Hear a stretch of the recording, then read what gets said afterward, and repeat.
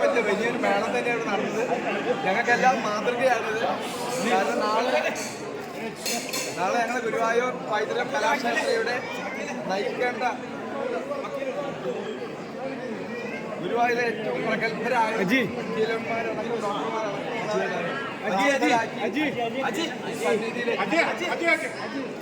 ഞങ്ങൾക്ക് നല്ലൊരു മേളം ഒരുക്കി തന്ന ആശാൻ തന്നെയാണ് ഇന്നും ആശാൻ.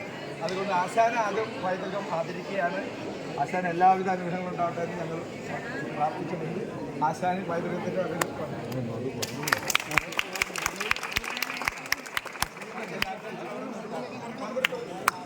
അതെ, ഇത് ഏറ്റവും നന്നായിട്ട് ചെണ്ട പൊട്ടിയത് എൻ്റെ അഭിപ്രായത്തിൽ ഇതിൽ രാജഗോപാൽ വക്കീലാണ്.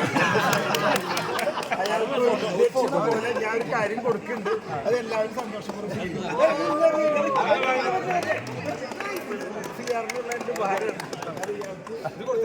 വക്കീൽ പണിയിൽ ഇയാൾ ചോദിച്ചിട്ടുണ്ട്, ഇതിന് ചോദിക്കുന്നത് ഉറപ്പാണ്.